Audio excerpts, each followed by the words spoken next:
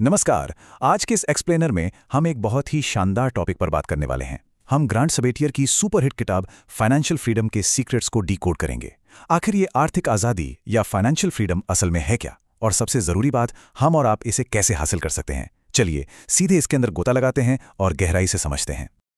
आगे बढ़ने से पहले बता दूं कि हमारी ये पूरी चर्चा ज्ञान की यात्रा नाम के एक बहुत ही बेहतरीन ब्लॉग से प्रेरित है।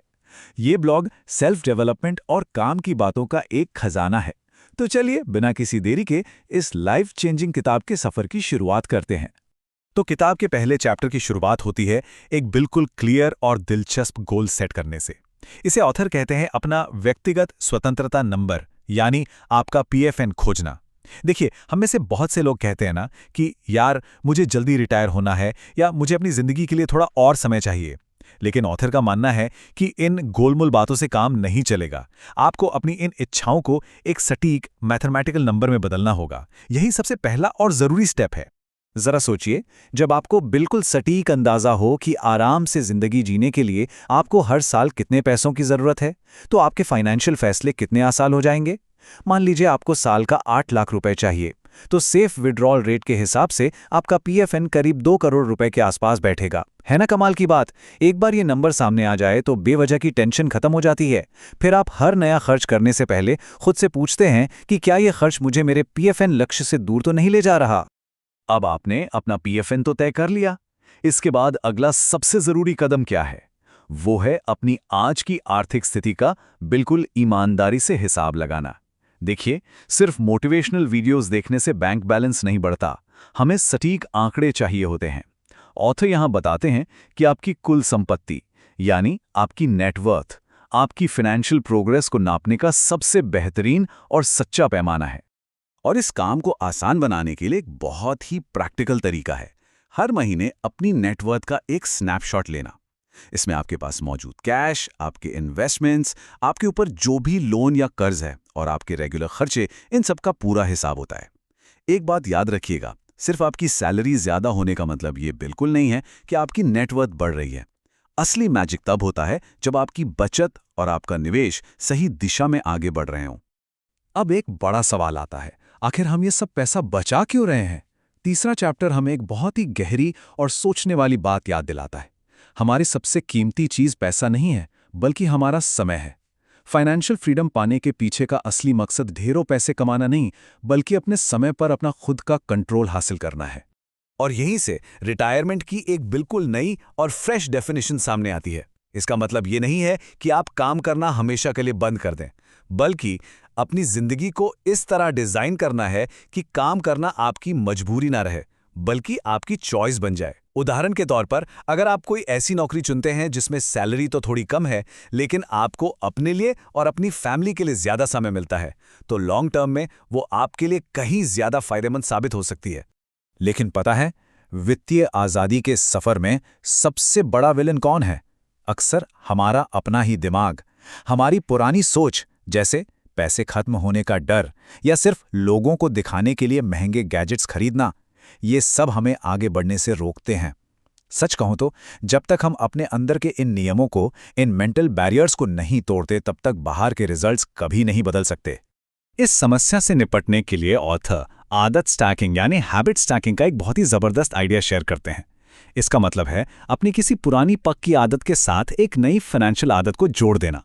जैसे कि एक नियम बना लीजिए, हर महीने जैसे ही आप घर का किराया भरेंगे, उसी वक्त अपनी कमाई का कुछ प्रतिशत हिस्सा तुरंत अपने इन्वेस्टमेंट अकाउंट में ट्रांसफर कर देंगे।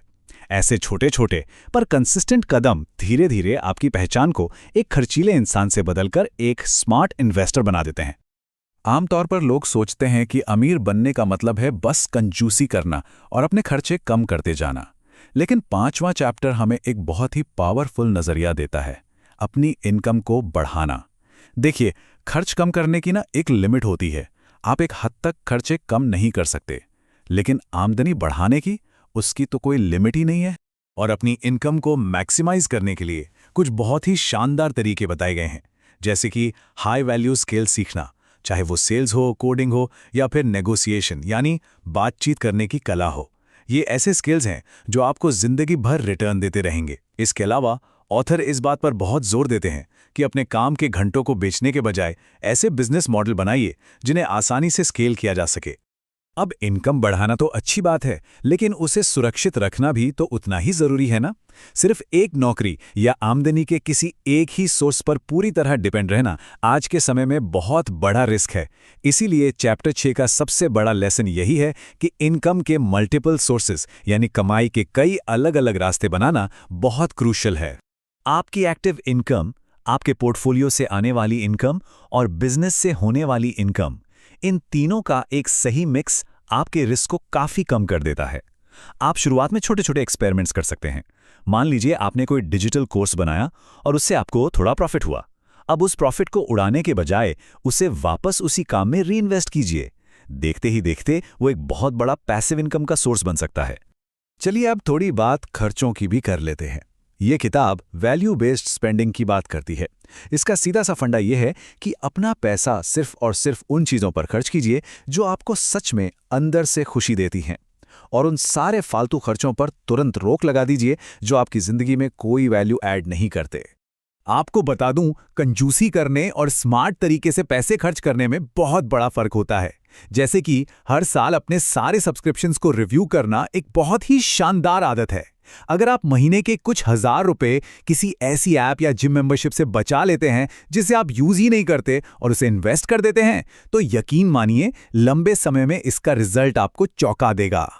बेशक पैसे बचाना बहुत अच्छी बात है, लेकिन निवेश यानी इन्वेस्टमेंट वो असली इंजन है जो आपकी उस छोटी सी बचत को एक परमानेंट इनकम में बदल देता है। 8वें चैप्टर का कोर प्रिंसिपल यही है कि आप अपने इन्वेस्टमेंट्स को जितना सिंपल, टैक्स फ्रेंडली और ऑटोमेटेड रखेंगे, आपके लिए उतना ही बेहतर होगा। ऑथर कहते हैं कि टैक्स बचाने के स्मार्ट तरीके अपनाना और इंडेक्स फंड्स में इन्वेस्ट करना लॉन्ग टर्म वेल्थ बनाने की सबसे कारगर रणनीति है। अगर आप हर महीने अपनी इन्वेस्टमेंट्स की एक फिक्स्ड रकम को ऑटोमेटिक कर देते हैं ना, तो शेयर मार्केट के रोज के उतार चढ़ाव से आपको डर नहीं लगेगा, आपकी भावनाएं बीच में नहीं आएंगी और आपको पावर ऑफ कंपाउंडिंग का पूरा फायदा मिलेगा। अब देखिए, फाइनेंशियल फ्रीडम का ये सफ़र लंबा है, तो रास्ते में थोड़े बहुत झटके तो लगेंगे ही। इसीलिए अपने लिए एक मजबूत सुरक्षा कवच बनाना बहुत ज़रूरी है।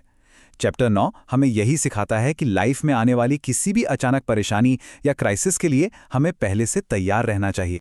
एक सॉलिड इमरजेंसी फंड, एक अच्छा हेल्थ और लाइफ इंश्योरेंस, और अगर कभी आमदनी कम हो जाए तो उसके लिए एक बैकअप प्लान। ये सारी चीज़ें मिलके आपकी बरसों की मेहनत को बर्बाद होने से बचाती हैं। साल में कम से कम एक बार अपने पूरे फाइनेंशियल प्लान को रिव्यू करना, ये सच में बहुत ही समझदारी भरा कदम है। और आखिर में इस पूरी किताब की सबसे गहरी बात, अपना PFN यानी वो जादुई नंबर हासिल कर लेना कोई एंड पॉइंट नहीं है, बल्कि वो तो सिर्फ एक टूल है। फाइनेंशियल आज़ादी मिलने के बाद की आपकी ज़िंदगी कैसी होगी, आप अपना समय कैसे बिताएंगे, इसका एक रफ प्लान आपके पास पहले से होना चाहिए। इसे ऑथर रिटायरमेंट रिहर्सल का नाम देते हैं। मतलब जब आप नौकरी कर रहे हैं, उसी दौरान उन चीज़ों को आजमाना शुरू कर दीजिए जो आप रिटायरमेंट के बाद करना चाहते हैं। इससे आपको रियलिटी चेक मिल जाता है कि आपके कौन से शौक सच में आपको खुशी देते हैं और कौन से शौक सिर्फ एक फैंटेसी थे। अगर इस पूरी किताब की लर्निंग्स को कुछ प्रैक्टिकल स्टेप्स में समेटना हो, तो इसकी शुरुआत होती है अपना PFN कैलकुलेट करने से, अपने खर्चों को बारीकी से ट्रैक करने से और इनकम के नए रास्ते बनाने से। देखिए, फाइनेंशियल फ्रीडम कोई रातों रात होने वाला चमत्कार नहीं है, बल्कि ये आपके अनुशासन और एक सही स्ट्रैटेजी का नतीजा है। वैसे जिस ब्लॉग की हमने शुरुआत में बात की थी, वहाँ मून वॉकिंग विद आइंस्टीन जैसी कई और शानदार किताबों की समरीज भी हैं जो आपके बहुत काम आ सकती हैं। लेकिन अगर हम आज के टॉपिक फाइनेंशियल फ्रीडम की बात करें, तो मैसेज बिल्कुल क्लियर है। वित्तीय आज़ादी का मतलब सिर्फ बैंक अकाउंट में बहुत सारा पैसा होना नहीं है, बल्कि अपनी जिंदगी और अपने समय का पूरा कंट्रोल अपने हाथों में होना है। ये किताब हमें सिखाती है कि हमारी हर एक छोटी बड़ी आदत, हमारा हर एक फाइनेंशियल डिसीजन हमारे फ्यूचर की दिशा तय कर रहा है। तो अब सवाल यह है, अपनी जिंदगी का कंट्रोल पूरी तरह से अपने हाथों में लेने के लिए और अपने उस स्वतंत्रता नंबर तक पहुंचने के लिए आज आप सबसे पहला कदम कौन सा उठाने वाले हैं, इस पर जरूर विचार कीजिएगा। आज के लिए बस इतना ही, मिलते हैं अगले एक्सप्लेनर में।